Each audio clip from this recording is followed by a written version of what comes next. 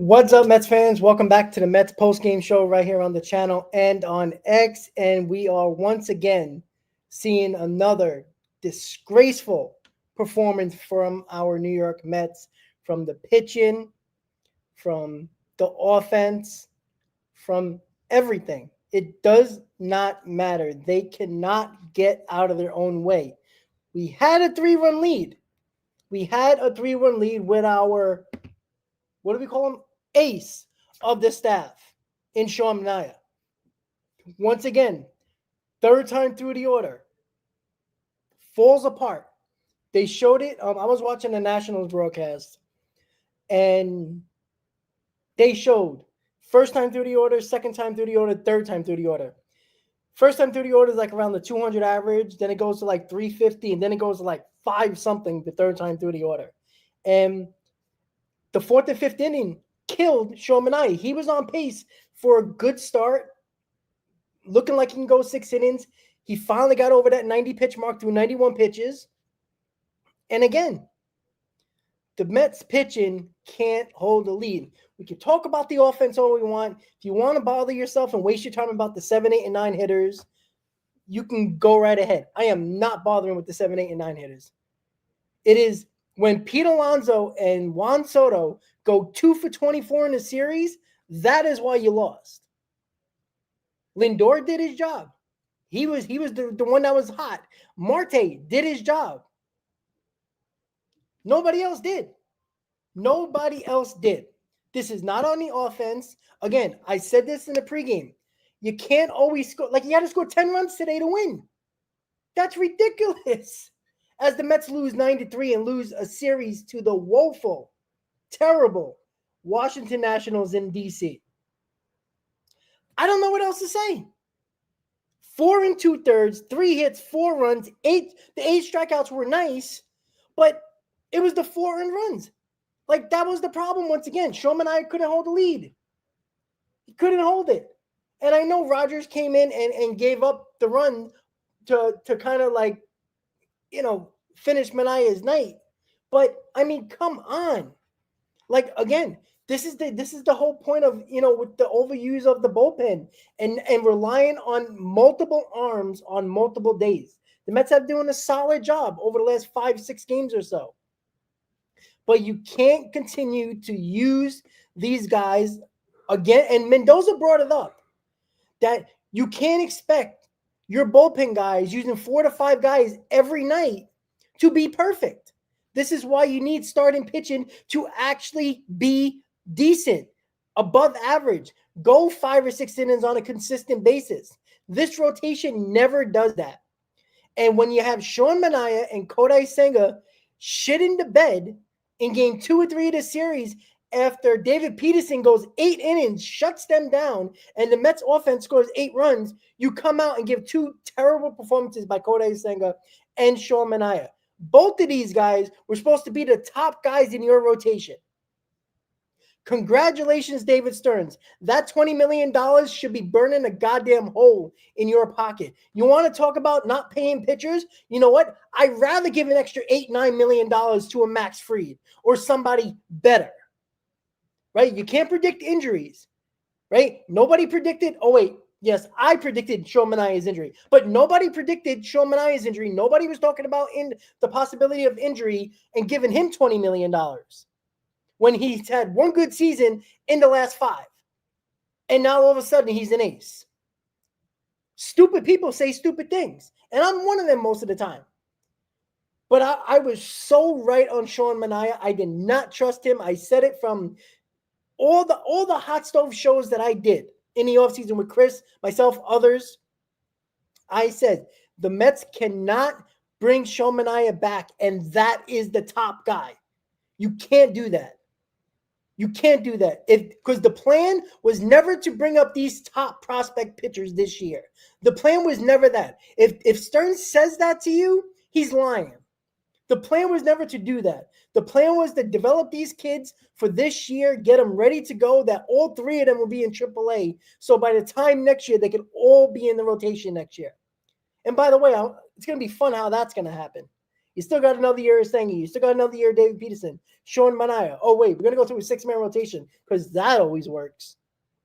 So there's the big problem. Once again, right? How many times have I said this, guys? When you go cheap in the rotation, and $20 million is not cheap, but when you could get better pitching for $5, $6, $7, $8 million more a year, but hey, it's okay if Sean Manaea gets hurt because it's only a 3-year deal. But you know what? Pitchers like Corbin Burns, right? He's not going to help you this year, obviously. But you know what? When he does come back, he will be an ace. Sean Manaea coming back from injury was, I laughed at the situation. Oh, well, can't wait until Sean Manaea comes back. And do what? He lost 2 miles an hour off his fastball. It hasn't come back. The first time out, he threw 94, 95. After that, he's throwing 91, 92. Where's that going? Who is that going to surprise? He's not blowing the fastball up in his zone like he did last year at all.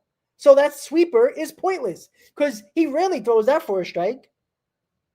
So unfortunately, David Stearns and his master plan is embarrassing. And why ain't nobody talking about that pitching lab now? Right? Again, the pitching lab didn't help Sean Manaea. Sean Manaea did it on his own. But we act like he has one good season, and Met fans, and you can go back to all the shows, they were killing me. Why do you want Sean Manaea? Because he's not an ace.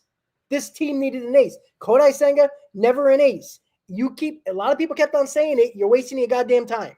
I said it for a while. He's not an ace. I don't trust him. He's often hurt, and he's very inconsistent.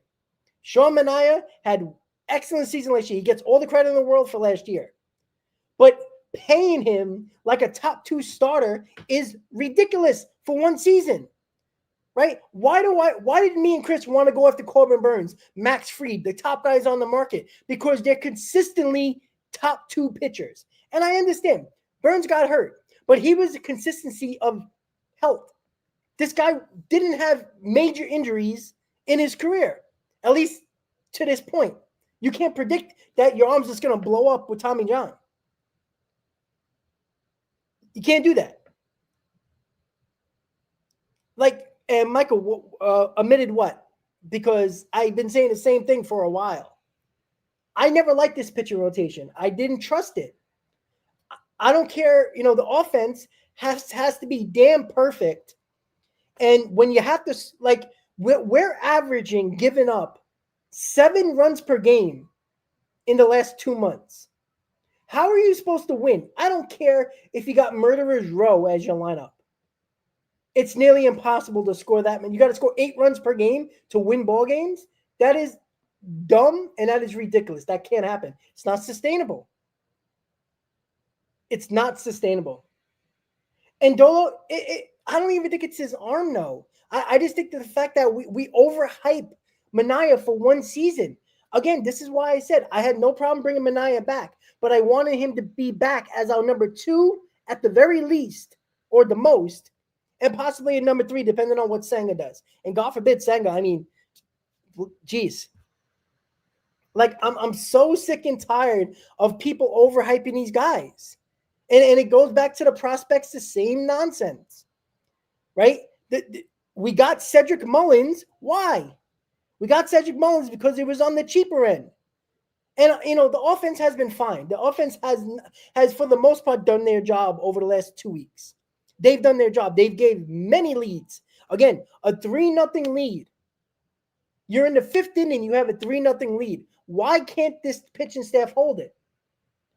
You can't score 7 runs every night. The 3-0 lead should have been a coast of a win.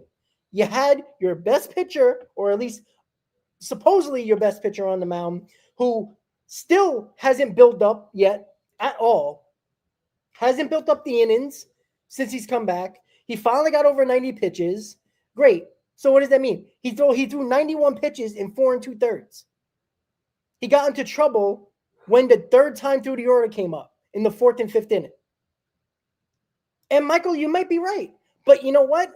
Even with that, they still remain in a playoff spot by their chinny chin chin. Doesn't mean nothing. Like I'm not confident in it, but again, crazier things has happened, right? The Arizona Diamondbacks went to the World Series winning 84 games. And I'm not saying the Mets are going to be that. I don't think it's fair to even give them that much credit, the New York Mets. But when we expect things to happen with guys that are mediocre pitchers, if at least average pitchers, and we're expecting them to be well above average, is idiotic. When you get a lot of high risk, low risk, high reward type of guys, especially pitching, that is volatile as all hell, you're gonna find yourself having major problems because you need everything to go right. You need 90% of it to go right to have your plan work out. Like last year, almost everything worked out. Everything worked out. And don't go crazy with, Griffin Cannon got injured. Come on, guys. Like Griffin Cannon wasn't saving this rotation, especially if Kodai Senga and Minaya doesn't pitch well at all. You can't just rely on David Peterson going out there, and even poor Nolan McLean, who is pitching tomorrow. And once again, he has to be the savior again in Atlanta, who the Mets can't beat. Like it's so frustrating, the fact that this plan never worked with the Milwaukee Brewers. This whole idea, and just think, David Stearns had Woodruff, had Burns. He always had the pitching, so he didn't have to worry about, going the cheap route with pitching because he had guys that come up. And listen, maybe Nolan McLean and Brandon Sproat and Jonah Tong will be a difference next year. They're not going to be enough this year, guys. Like, if you believe that, you're a fool. They might sneak us into the playoffs. But if we're going to be relying on Nolan McLean and Brandon Sproat this year to be a big part of this rotation into the postseason, guys, like, I mean, it would be great if that happens and it works out, but that's a big ask. And there's no way I'm confident in that situation, even though I think these kids are going to be good. But, well, Patrick just said it. Like, Nolan McLean can come out, right? Remember, all the adrenaline is gone now. He's in his second start. He's on the road now. Whole different ball game. Now you're just pitching. You're not having your MLB debut. Nobody gives a shit anymore. You're a starter in Major League Baseball. That's all you are. Nobody gives a shit. Met fans are going to overhype it like they always do, and he'll pitch. And again, he did have 4 walks in that start. His big problem, even in the minors when he was pitching well, was walking guys. Now, he stranded a lot of runners, but that's the minor leagues. All right? He did really well against the Mariners, a good hitting team. But when you constantly put people on base, and we talk about this with Kodai Senga, and we talked about this with Clay Holmes, they consistently put people on base. Eventually, water's going to find its way through, and you're going to start sinking. That's just the way it goes. It's just the way it goes. And Michael, the Brewers can laugh all they want, but they're another team that doesn't win playoff series. So until they do it, and they're playing damn well right now, but again, I don't care who's in the playoffs. If you're the last team in the playoffs, you have just as good of a shot as the best team in baseball making the playoffs. It's true. Steven, no, I wanted the kids up because the Mets desperately needed pitching. Like, I don't care about the prospects when you have a logjam of players and people are saying just bring them up. Like, where are you playing them? But I tell you right now, I throw every one of these fucking guys in the fucking bullpen. Kodai Senga, Minaya, throw them in the bullpen because they're no good after 2 innings anyway. They'll give you a good start for the first 2 to 3 innings. Like, let them be openers and get them the fuck out of the game. Like, I bring up Jonah Tong, McLean, Sproat, and let them pitch. Because they're not doing nothing for us. The time the 4th and 5th inning comes, the second, third time through the order, they're terrible. They can't get anybody out. It's absolutely ridiculous. I'm not against prospects. People think that I'm against prospects. I'm not. But when there's a necessity and you have that internally in your farm system, and obviously if they have to be at least in AA or AAA, not in single A, bring them up. This should have happened in June when our pitchers went down with injuries.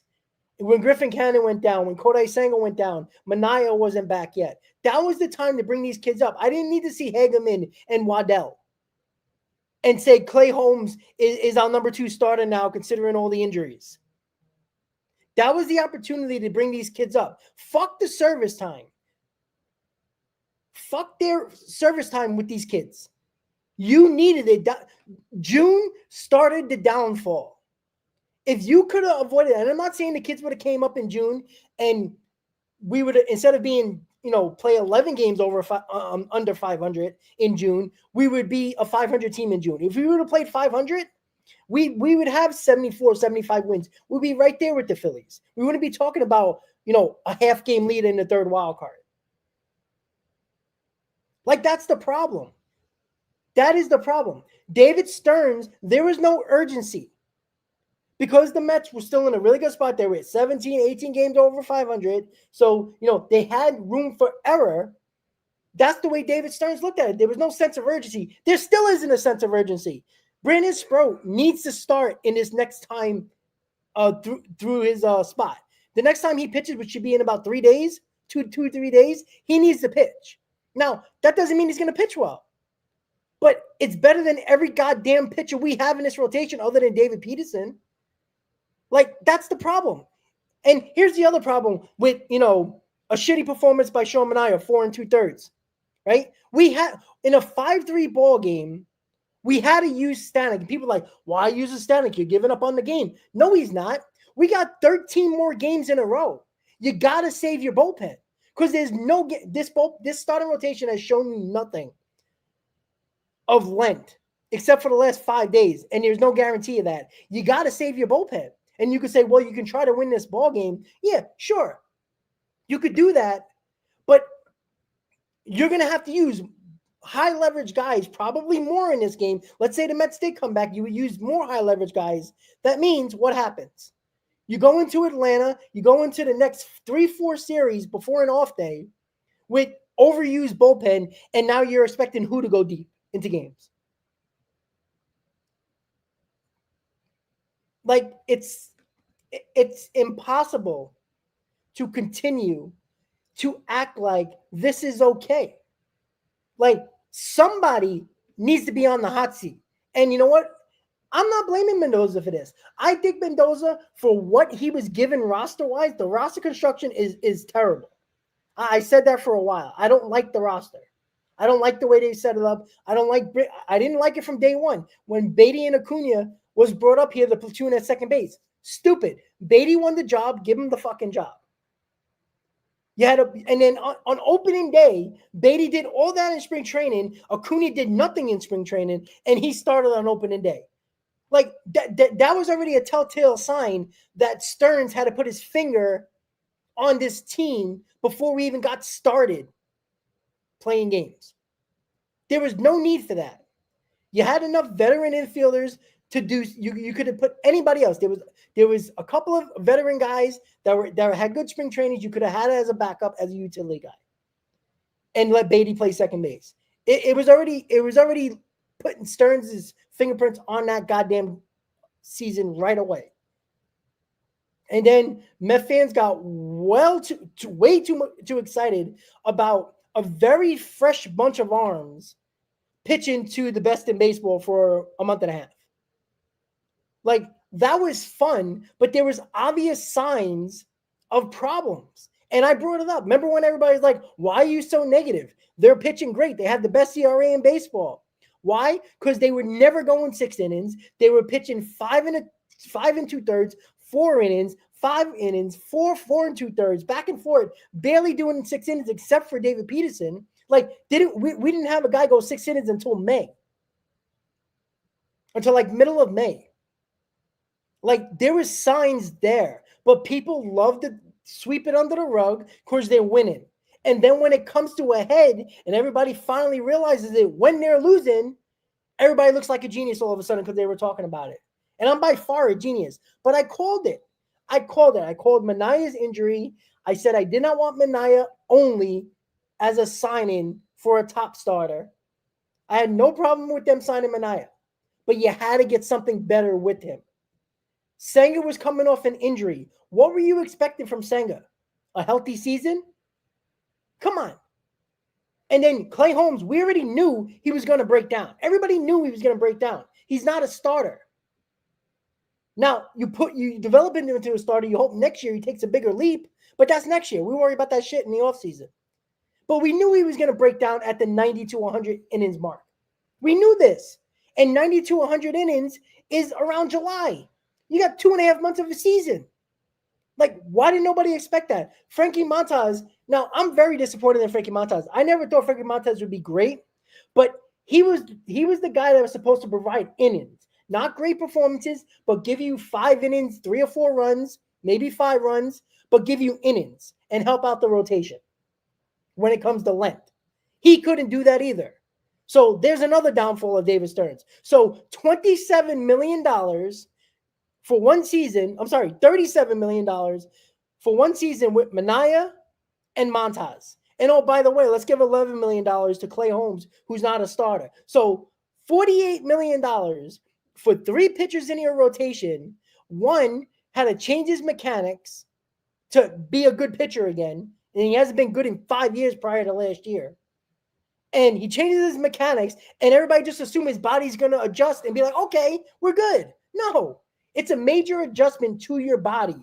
When you've been pitching one way your entire life and you do something totally different and you're still throwing 90, 91 miles, 92, 93 miles an hour, and you completely change your mechanics as a pitcher, your body needs to adjust. How's it going to adjust? It's going to start to be somewhat painful. And his oblique, which kind of makes sense, right? He was an over-the-top pitcher, and now he's throwing 3/4, and he has an oblique injury. Wow, who didn't call that one? So that was an obvious situation. And then to pay him like he deserved to be a top 2 starter, which the $20 million is kind of okay considering what he did last year. But to make him out to be a number 1 guy was silly. And it was a terrible decision for David Stearns to make that call, because that was stupid. There was better guys on the market that you could have added with Minaya. And again, you can't predict injuries, right? We already know Burns is hurt. But at that moment, he had a really good season with Baltimore, right? Yes, his velocity was a little bit down, but it was one of his better seasons. He pitched more of the contact, so he went deeper into games consistently. You can't predict an arm falling apart. You just can't with anybody.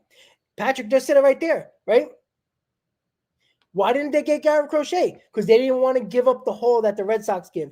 And by the way, how is that going with the White Sox, by the way? Right? Some of these kids, they'll be up. They're probably up already. Some of them are, and some of them will be up next year. But who cares? It's the Chicago White Sox. They can't get out of their own way. Who cares about the prospects? Do I really give a shit? Like, I got to really look at the trade. Let me just look at it really quick, because I'm really curious, because the Mets could have made any trade to get anybody they wanted. They were hesitant. And again, what do I say at the trade deadline? You got to be uncomfortable. In the offseason, you got to be uncomfortable with trades. Now, the trade deadline, there's a time limit, obviously. But in the offseason, you got time to develop a conversation, develop trade proposals, mix and match players. But ultimately, you got to be a little uncomfortable. It's okay to overpay. If the guy performs for you, nobody gives a shit. We still talk about the Yoenis Cespedes trade, and it was for our number 1 top pitching prospect in Michael Fulmer. And it took to the last second of the trade deadline, the last few minutes of the trade deadline, for Sandy Alderson to pull the trigger, because he did not like Yoenis Cespedes the way he was as a player. And Detroit was not going to budge on Fulmer. He tried everything he can to not trade Michael Fulmer. And how did that work out? Does anybody talk about Michael Fulmer? No. Only people talk about is PCA for Javi Baez. You know why? Because that was a dumb trade, not because PCA was traded. That's never a bad move if Javi Baez was a missing piece. I'm not saying Garrett Crochet was a missing piece. I'm not saying that by any means. But Wouldn't it look a lot better, Garrett Crochet being your actual ace? And you know all those people that were talking about innings for Garrett Crochet? You remember that? He had no problem going deep into games. He's well over 100 innings. The Red Sox aren't holding him back. And by the way, you got a really good deal extending him. So you're saving money in the process. So that $48 million you gave the Holmes, Minaya, and Montas, that is basically a little more than 3/4 of the way for Garrett Crochet, who will give you good starts, who is an ace. And you could have got Minaya. And again, you can't predict injuries, right? I mean, I felt like Minaya was going to get injured, but you couldn't predict the Minaya injury. So I don't kill Stearns for that. But you can't predict it. Garrett Crochet and Minaya sounds a hell of a lot better than Minaya Senga. I'm sorry, it does. I'm sorry. It's impossible to act like that wasn't a problem. David Stearns went the cheap route with the big acquisitions that needed to be made for this team in the offseason and at the trade deadline. He went to get Cedric Mullins because it was cheaper. Not because he didn't want Luis Robert. Remember what we said. How many stories have reports that we hear that the Mets were very much in on Luis Robert because Vientos and Acuna and another pitching prospect that was not Tong, Sproat, or McLean. It was either Ewan or Santucci. So what? Let me ask you something, guys. You don't think Acuna is, by the way, is in the minors, by the way. Vientos, after his 2 home runs, nothing. It's been okay, but again, he's back to, 1 for 4, no power again. Right? And Acuna's in the minors. So how has that affected our team? Ewan, who might be a bullpen arm, because he's blocked by the top 3 guys pitching an hour in Tong, Sproat, and McLean. So what is Ewan going to be? Maybe he'll become a bullpen arm. Maybe he'll surprise and be better than all these guys. But you can't wait for that. And again, he's going to the White Sox who can't get out of their own way. Luis Robert wouldn't have helped this team. He's better than Mullins. He has better numbers than Mullins. He has more of a higher ceiling than Mullins. And by the way, all the people that complain now, I don't care about lefty-righty, but it is a concern.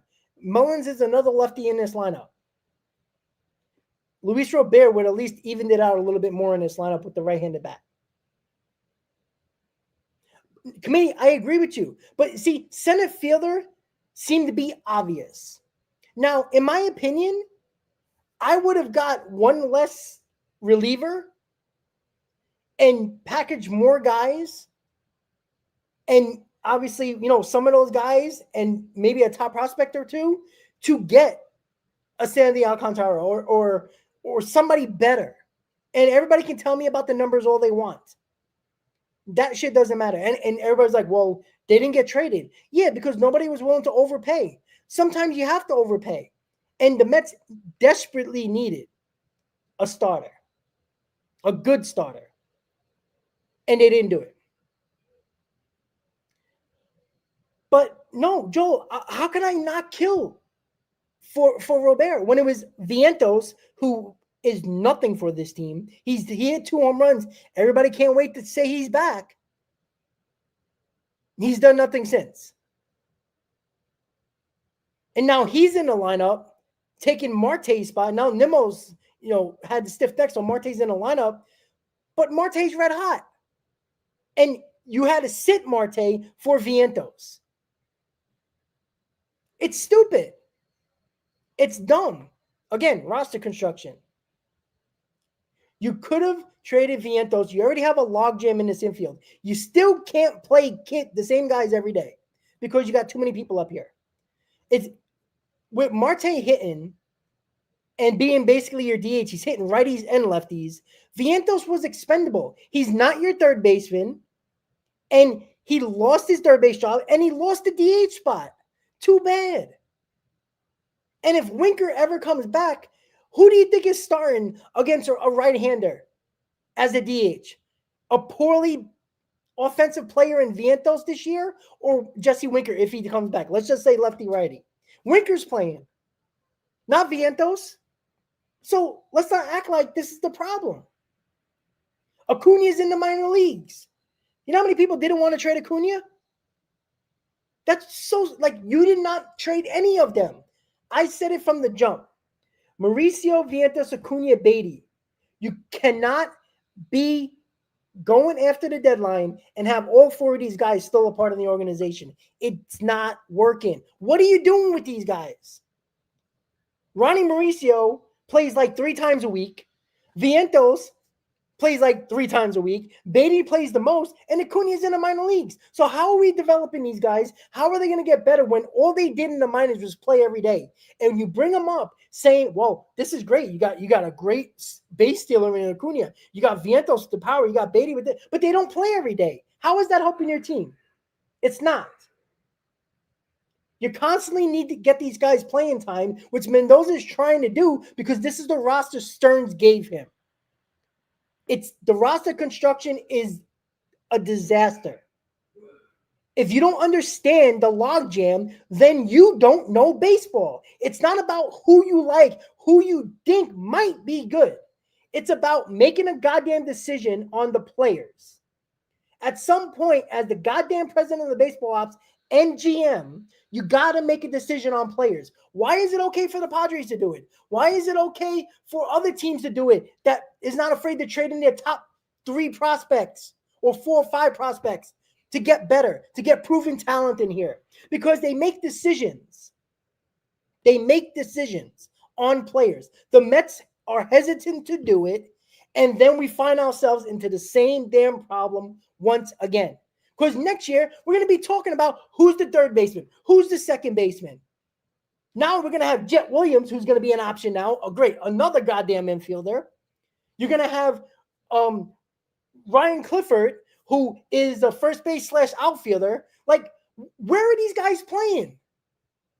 Drew Gilbert, he made a decision on them, not because he didn't like them, was because Jet Williams and Ryan Clifford took a bigger step than Drew Gilbert, so he ended up being expendable. So you make a decision on a guy who was falling, not because Stearns didn't like him, because he was falling because other guys was raising their bar, and Gilbert wasn't. Like, we have to understand, they got to make decision on personnel. You can't have 4 guys playing the same goddamn positions. It doesn't work. They needed to make a decision. If it was Vientos Acuna, it wasn't just about Luis Robert. I keep on talking about that it wasn't just about acquiring a player. It was about loosening the logjam of this team and giving Mendoza an easier time playing these guys. Everybody talks about you got to play these guys every day. You can't. Especially when Marte and McNeil are hitting, you can't play everybody. So now with Acuna down, 1 guy is going to sit at least, sometimes 2. Like, this is the problem. And they're not good bench players. They're not good utility guys. These guys are used to playing every day. All these guys were top 10 in your farm system. These guys played every day. When you don't play them every day, like, Beatty's going to have, 350 at-bats this year at the end of the season? Usually you get, 600, 550, 600 at-bats? That's, it's ridiculous how stupid the roster construction is, especially with the logjam in the infield. You had to make a decision on personnel more than about acquiring the player. This wasn't all about Luis Robert and how much he could have helped this lineup.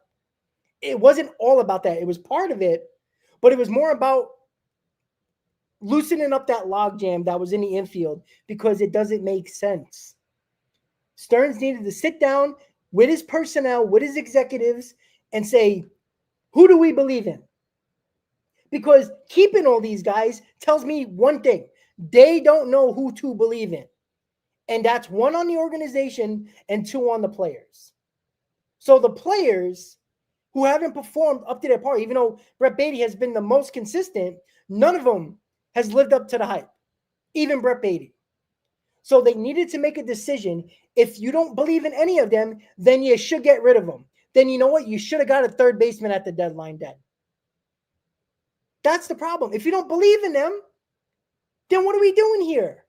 So you're letting guys play at the major league level and fail consistently, by the way, and you didn't trade them because why? Because you were afraid that you might send the wrong ones to the White Sox, who are in the other league, who are a terrible team, who can't get out of their own way, and we're going to give a shit about who we give them? It's the lack of indecision and trying to pinpoint what personnel you want on this team, because we're going to have the same problem next year. If you don't make trades in the offseason, and the Mets need to make a trade for pitching, but let's say they don't, which would anybody be shocked? You're going to have Jet Williams now with Acuna, Mauricio, Beatty, and Vientos. Nobody sees a problem with that? And everybody's like, well, you could throw Jet Williams in center field. Sure, you could do that.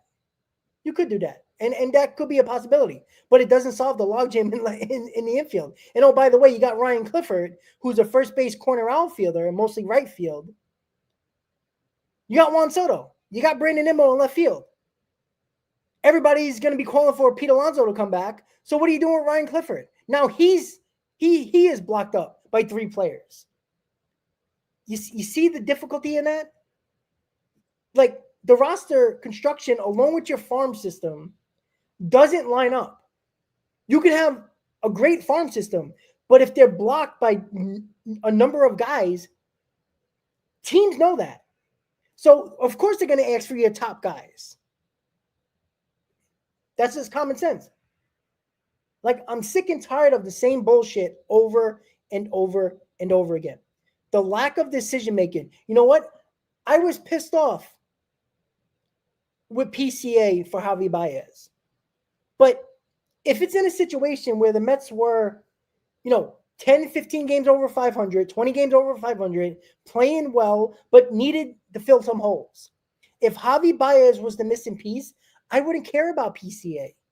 Like, that's the problem. People care about PCA because Javier Baez, even though Javier Baez was pretty good for us, but it wasn't the missing piece. Javi Baez wasn't making or breaking that team. That team wasn't good enough. We all knew that the lineup, and again, you could have brought in Luis Robert, you could have brought in Cedric Mullins like they did. If the top 4 guys in the lineup don't do their job, it doesn't matter who you bring in. But a better arm in the rotation, or 2, like you could have got a really good starter and somebody in the middle to back end of the rotation to help out a little bit. You could have done that. Like, I just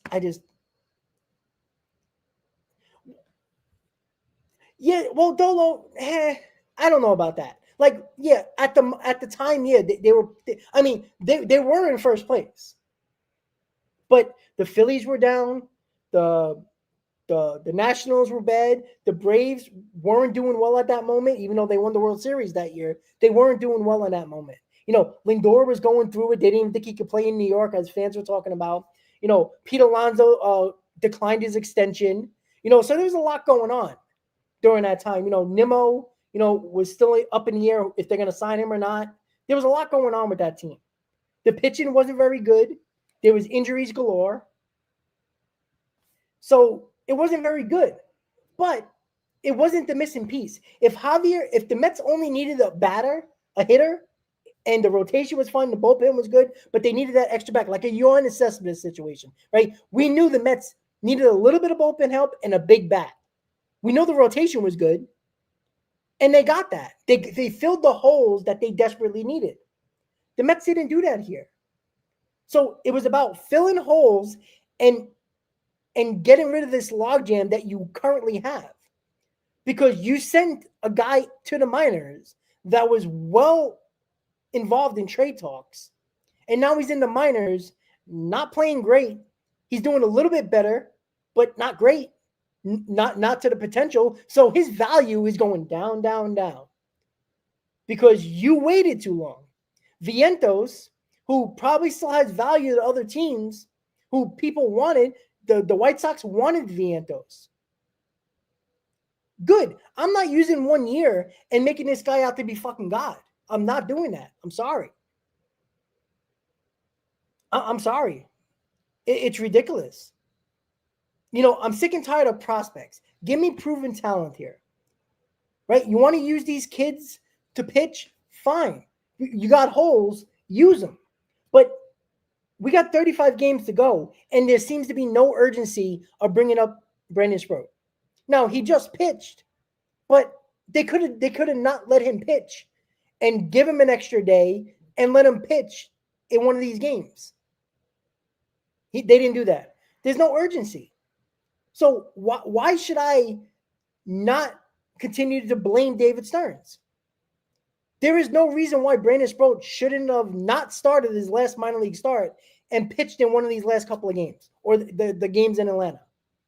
Why not? Same thing goes for Jonah Tong, by the way. I have no problem bringing him up either. The rotation sucks. So give me anybody. Not saying they will be good, but at least there's an opportunity for them to be good. So, well, Dola, he's worried about paying to play and he's worried about service time. Why are we worrying about 2029, 2030 with these players? Seriously. Like, we don't even know if they're going to be good. If we get lucky and all these kids are good, we'll worry about that in 6 years. There's going to be a CBA, a strike. There's going to be a lockout after the 2026 season. Nobody has any idea what's going to happen during that time. So you might, like, these guys are going to have their service time given to them that year, even if they don't start the season on time. We saw this during the pandemic. They gave service time to everybody. Free agents became free agents, even though they played 60 games. They got full year of service time, these rookies that played in 2020, even though it was 60 games. So why are we worried about that so much? You know why? I'm going to tell you why. Because we all know David Stearns is not getting Framber Valdez, which he should.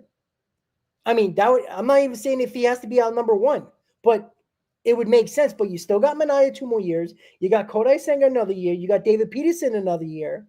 You still have Frankie Montas on this team. You still got Clay Holmes. Somebody's got to get cut. Somebody's got to go to the bullpen. Like, you can cut Montas, send Holmes to the bullpen, and use the other 3 guys to have a 6-man rotation that they were supposed to have starting the year. You could do that. But again, we're talking about Minaya coming off an injury-plagued season, and we'll see if he picks it up. But I mean, we got 35 games here. What has he got? 4 starts, maybe 5 before postseason starts, if we even make it.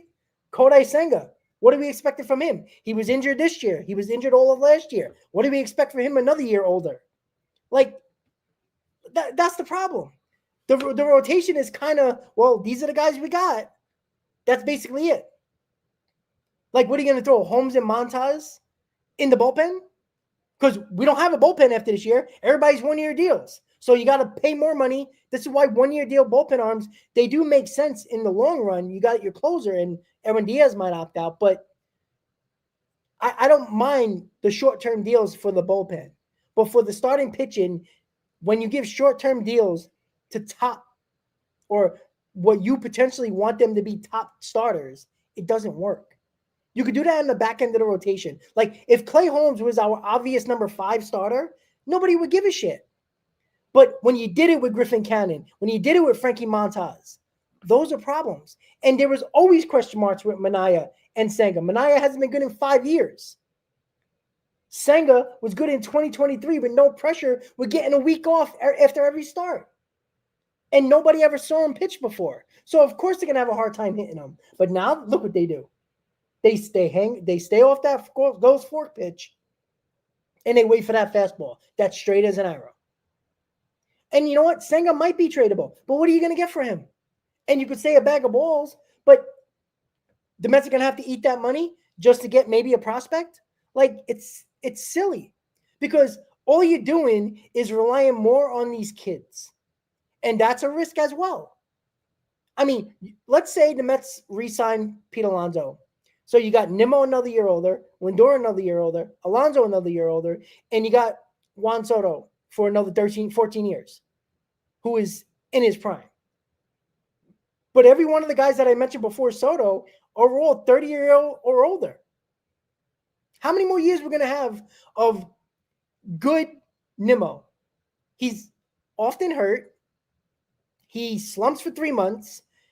Again, Nimmo does his typical Nimmo. He'll pad his stats for 2 months and have the rest of the season bad. But he'll have such a raging hot 2 months that his end of year stats look good on paper. The same thing with Pete Alonso last year. He had a good month and a half where he went crazy, and he wasn't good the rest of the year. But yet people are like, well, where are you going to get 90-something RBIs and 31 home runs and 250 average? But it's Pete Alonso who's supposed to hit 40 home runs, 120 RBIs, batting 260. That's the problem. And that's what people don't understand, unfortunately. And I'm sorry, I can't see the comments for some reason. I seen it earlier, and now the comments are just gone. Like, I got a blank screen. Like, I'm looking at myself at the moment, and I don't like looking at myself. So I apologize. I'm trying to, like, press buttons and see if let's see. Oh, maybe I can see the comments there. It's too small. Guys, those are small comments. I can't even see that. Let me see. Hold on, guys. Give me a second. See if I click on something. I don't know what I'm clicking on, but let me just see something. Oh, look at that. I don't know what I'm clicking on. I can't see it. All right. Yeah, I'm sorry I'm not looking at the comments, or because I just can't see them. It's blank right now. I just see a gray screen, and I'm clicking on comments. I don't even know what they say. You know, you could say, hey, Rob, you're an ass, and I'd probably click on it. But, man, I tell you, like, it sucks to be right. Because, listen, as bad as I was, as down as I was on this rotation to start the year, I want to be wrong. Like, I'd rather be wrong with the team doing well than right and the team doing bad. I truly believe, like, honest to God, I'd rather be wrong and have this team doing really well than to be right and having to watch this shit. Yeah, Michael, this year he's been one of the most consistent players. But even now, he's going through a stretch, and he's doing this again. His 2 best months, and people are overhyping this runners in scoring position nonsense with him because with his average, because he was batting over 400. He was like 430 the first 2 months of the season. He's down to like 345. That is a 100-point difference. So that means he has not been good. That's a huge drop. Now, it's going to remain 330, 340 because of all the at-bats he has. It's not going to drop his batting average that much. So it's an inflated stat. Now, again, he's been consistent, but because the other part of the team has been so bad that it looks good. But again, break it down. I'll tell you, go month by month. Look at the runners in scoring position by month. April and May, outstanding. June, June, he was struggling. Juan Soto had a great month. He didn't help the Mets win, but Pete Alonso didn't have a great month of June. He was fine, but it was a drop from April and May. Pete Alonso doesn't consistently have great months nearly the entire year. That's why he's never considered an MVP candidate. And people got on me like, he's not an MVP candidate. He's never in the top 5. He's never in the top 5.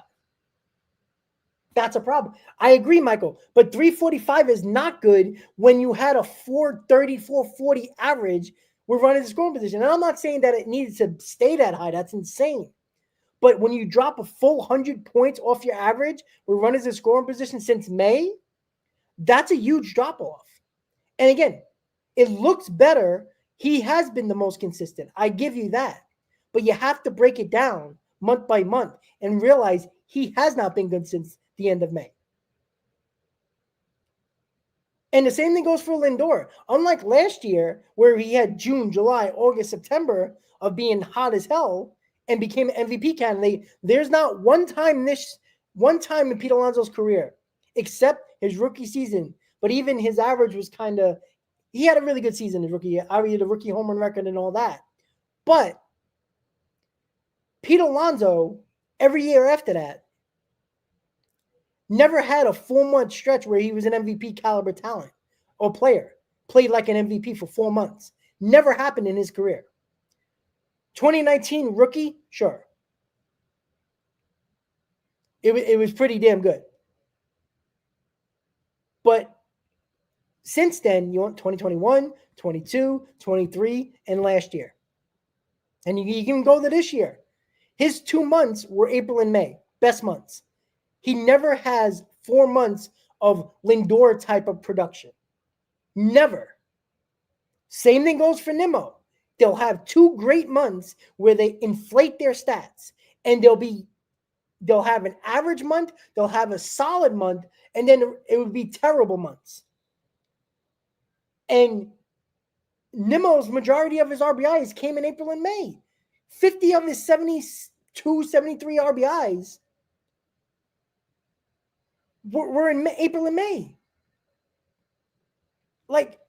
And this is not saying Pete Alonso's a bad player. He's a really, really good player.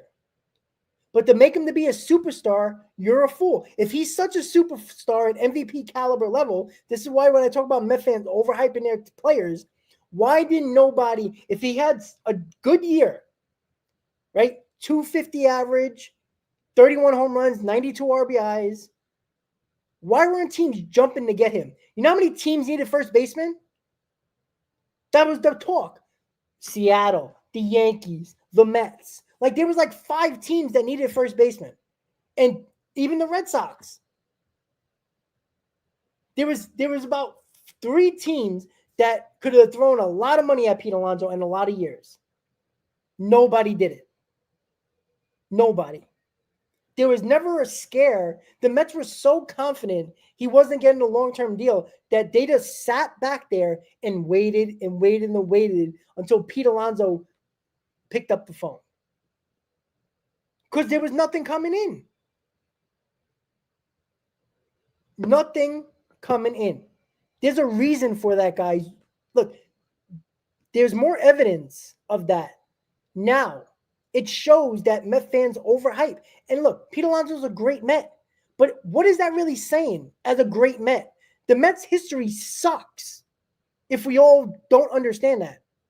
We don't have a lot of great all-time players that have records that most teams, even bad teams, would have a player that would have numbers that hit the all-time Mets leaders numbers. It's not hard to do.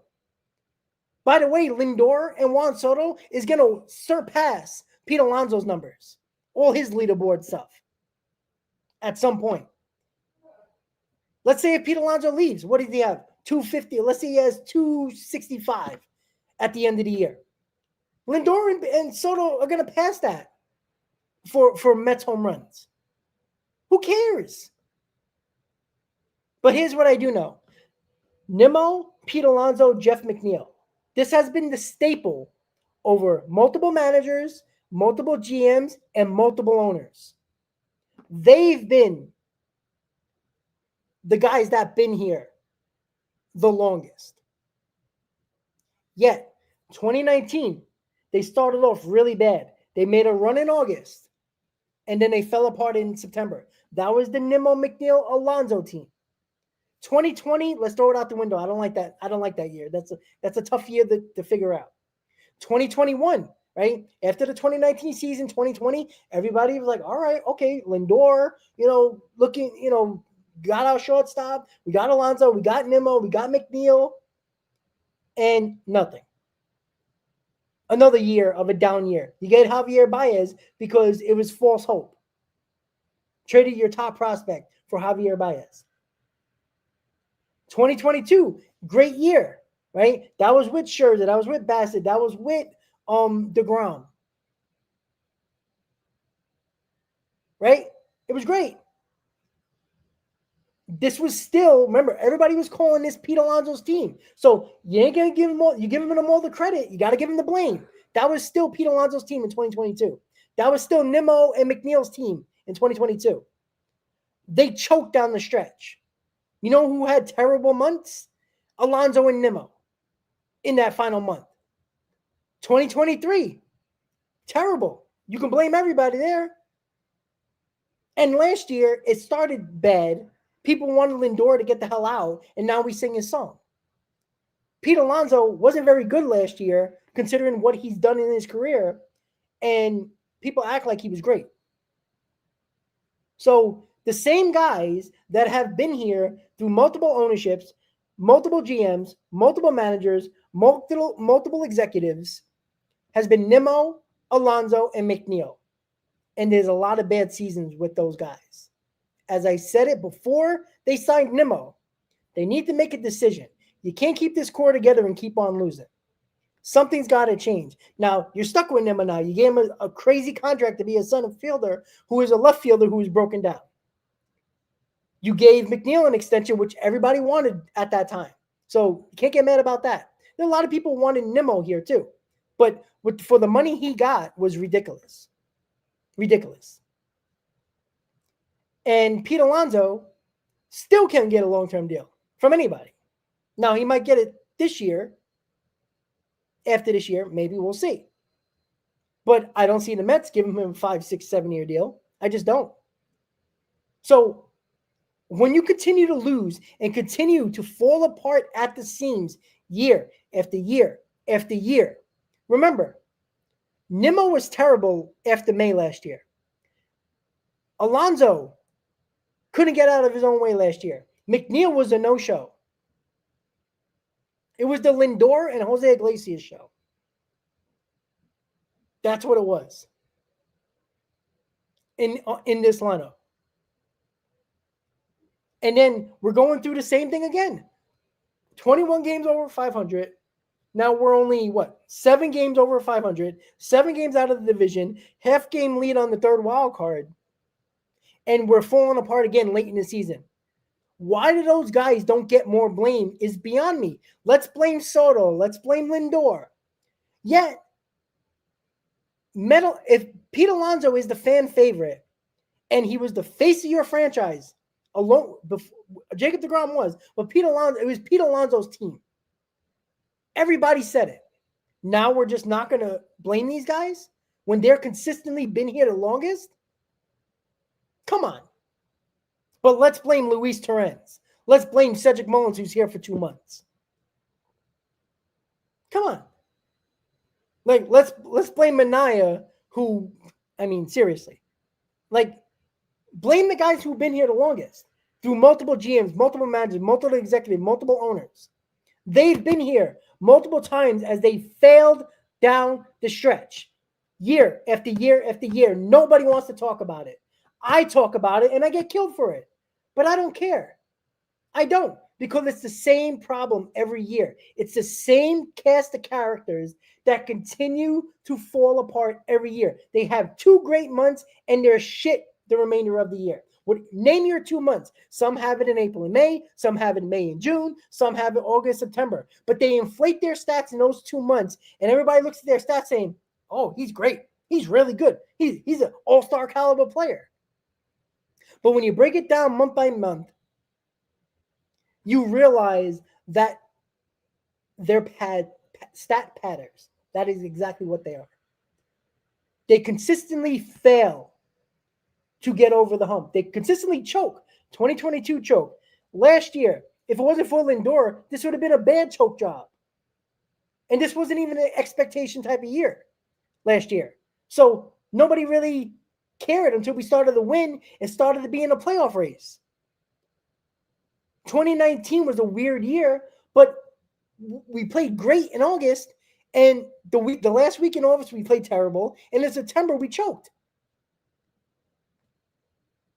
Same cast of characters, the same failures, and nobody wants to keep putting them and make them accountable. Like, we act like Nimmo's making $7 million. And McNeil's making $5 million, and Pete Alonso's making $12 million. These guys are making a lot of money. And yeah, Lindor's making a lot of money, but you know what? Lindor actually had an MVP season last year. Juan Soto was his first year. You know, people can't wait to blame him in his first year when we saw the same thing with Lindor, except Juan Soto has better numbers than Lindor in his first year. So, $30 million for Pete Alonso. How much is Nimmo making? 25? And McNeil's making what, 15? Like, these guys are the face. They were here before anything. with multiple managers, multiple GMs, multiple executives, multiple owners. And we kind of look like, and we kind of act like it's okay. Everything will be okay. And they fall into this trap, right? You overhype these players, and when you say something bad about them, the hounds come. They can't wait to pounce on you, right? When you have people in the stands putting up home run disc for Pete Alonso, he's one away. Like, no, I don't give a shit. I don't care about the home run record. I don't care about Brandon Nimmo running the first base on a walk and smiling. I don't give a shit. I don't care if Jeff McNeil, you know what? At least I see anger from Jeff McNeil when he doesn't come through. I actually like that. It shows that he gives a shit. I'm not saying that Pete Alonso don't or Brandon Nimmo don't, but they're not held accountable. Like last year was the first time Pete Alonso started to get held accountable, but it was basically at the end of the year prior to the playoffs. When I was saying it all year, this guy does not get held accountable. You want to be the face of the franchise? People are going to call you a leader. You got to be held accountable, just like they did Lindor over the last couple of years. But when is Pete Alonso going to step up in the month of September and hit big home runs, get big hits like Lindor did? How about having 4 months of MVP caliber season that Alonso never had? Where is it? And you know what? On top of that nonsense with the lineup, the pitching sucks. Now, I'm not blaming Sean Manaea. I'm not blaming Kodai Senga. They are what I always thought they were. They are who we thought they were. That famous quote. I always knew who they were. Too many people got brainwashed by that nonsense. David Stern is a master propaganda speaker. And you fell for it. You fell for it at the deadline as well when he could not wait to get on a half hour after the trade deadline was over to speak about the prospects and Tyler McGill and Blackburn coming back. Yeah, Blackburn's looking good in the Met uniform. Oh, wait, he's a Yankee now. Because you DFA'd him. Could not wait to talk about the prospects because he know he fucked up. He ain't stupid. Like, let's not act like this wasn't obvious. He's a master propaganda speaker. He spills you the bill of goods. It only took him a year and a half to make Met fans believe that Sean Manaea is an ace, Kodai Senga is a great number 2, possibly an ace, and Clay Holmes a starter. This is how quickly, and people believe this shit.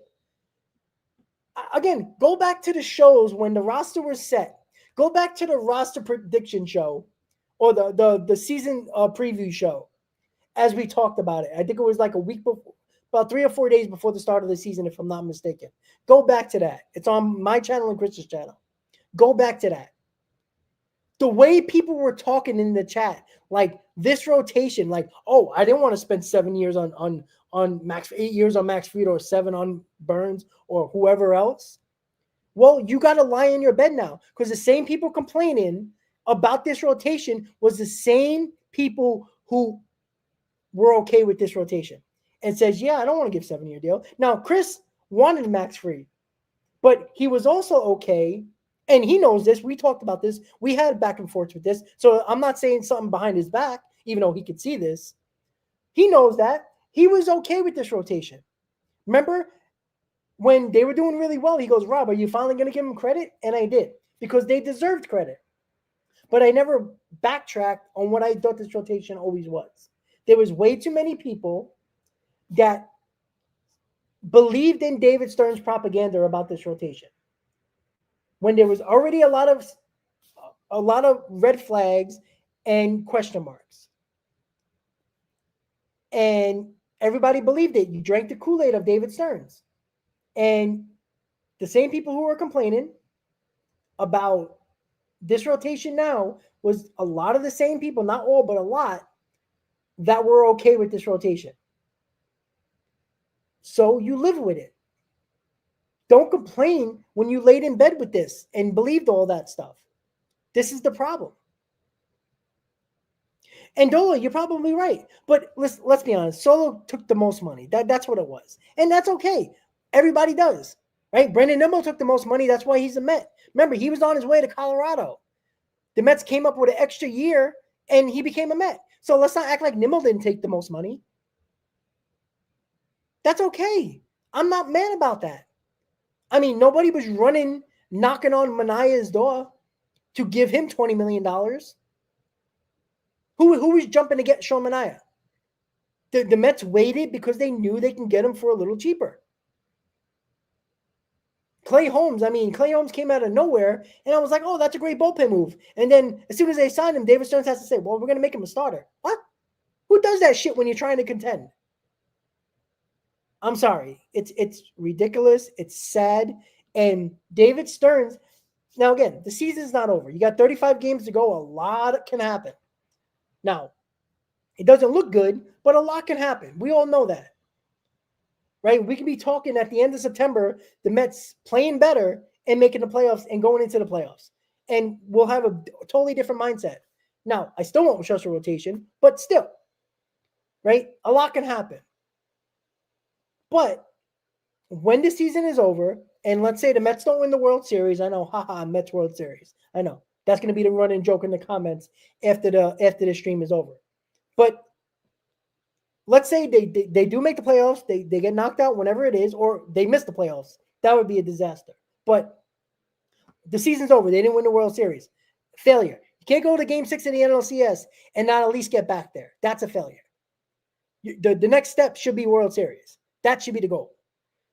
David Stearns has a lot of explaining to do. Like, if it's failed so badly this year, you can't keep the same philosophy for next year and act like it's okay. You can't just bring these kids up and say, okay, here's our rotation with a broken down Senga, Sean Manaea, who's been good 1 out of the last 5 years, and Clay Holmes and David Peterson. Like, that's still too many question marks.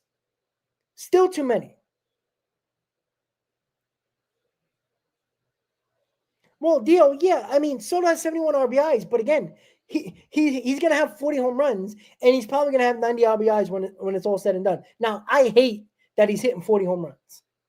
That's not Juan Soto at his best is batting 285, 30 to 35 home runs, and knocking in 95 RBIs. The way he's getting his RBIs are mostly with home runs. I don't like that. He's not a home run hitter.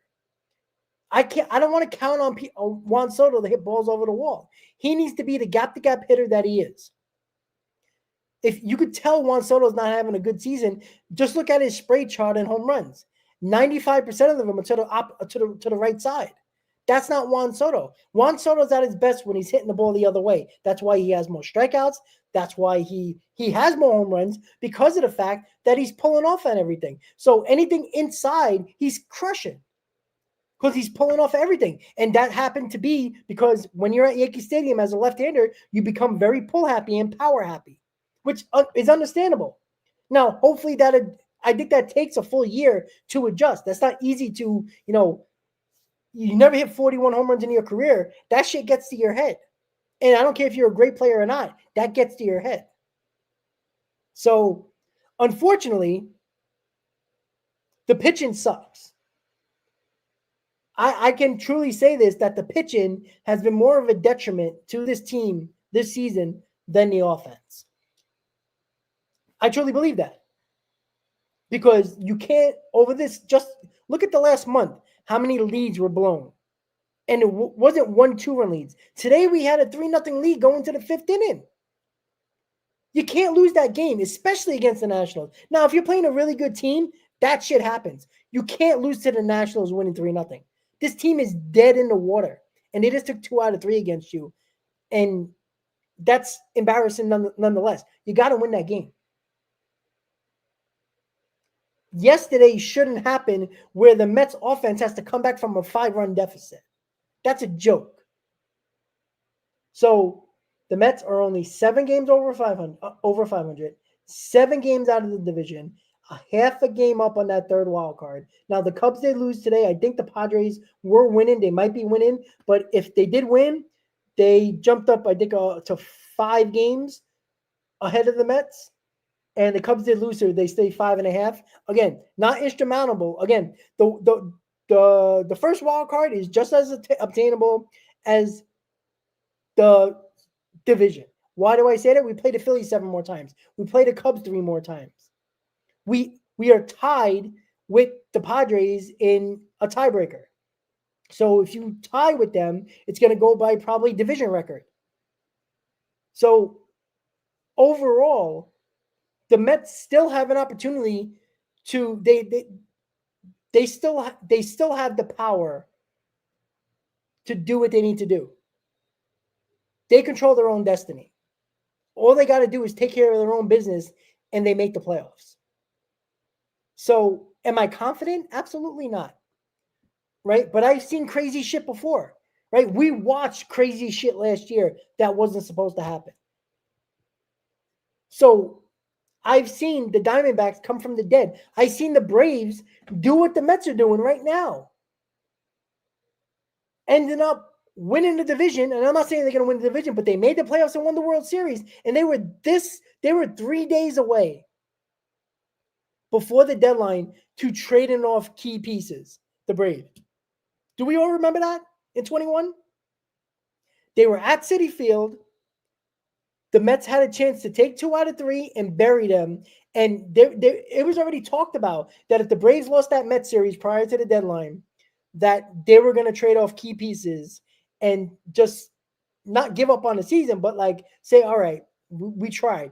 We're going to give up some pieces and acquire some talent, a young talent. The Mets lost 2 out of 3, and it catapulted the Braves ever since. And they made trades at the deadline. The Duvals, the Solairs, Jock Peterson. And they took off. Now, I'm not saying the Mets are going to do that, but we've seen shit like that. We've seen the Rangers lose their division, choke the division away in 2 years ago. Choke the division away and win a World Series. And they played the Diamondbacks, who were barely made the playoffs, won 84 games, made the World Series. Like, it's not like shit doesn't happen quickly. It can. And the Mets, now, I don't know about the rotation. The rotation, I don't know how they're going to do it. But if the offense, if everybody plays to the back of their baseball card with their playoffs, when it comes to the offense, we saw the Dodgers do it. They beat up teams offensively throughout the whole postseason. They had good starting pitching, but nothing great. But their offense destroyed everybody. So 35 games to go, 7 games out of the division, hanging on with a half a game of the third wild card. Again, they still haven't lost that third wild card. With all this terrible losing, they still maintain a wild card spot. How? I have no idea.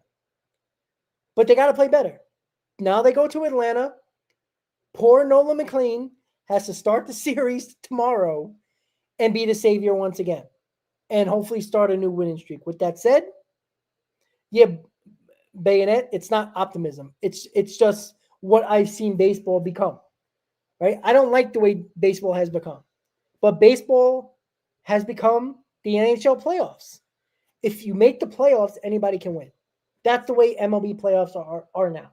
So the optimism is just facts of what I've seen over the last 5, 6 years. Only last year in the last 5 years were the best 2 teams in the American and National League made the World Series. Usually it's been none of them or maybe one. Most of the time it's been none of them. So we got 35 games to go. Somehow, some way, somebody needs to wake the hell up. Now, maybe Brandon Sproat comes up and with McLean changes this to rotation, and we can talk about Manaea and Kodai Senga being the 3-4 guys instead of the 1-2 guys. I don't know. I don't see it, but stupid me and stupid us are going to watch every game still, bitch and moan, and continue to get our hearts broken like always. With that said, guys, thank you for tuning in to the Mets postgame show right here on the channel and on X. Mets lose 9-3 in DC and lose the series to the Washington Nationals after a 3-game winning streak.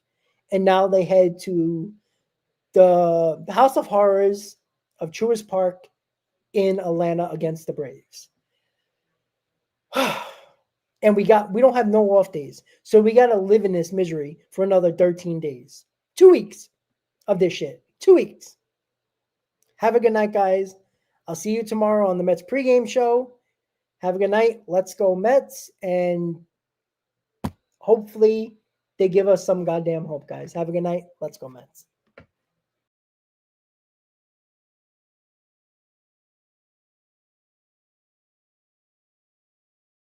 Bob on the mic, spitting truth from the heights. Queens unite under stadium lights. Bright nights, 7 train rides.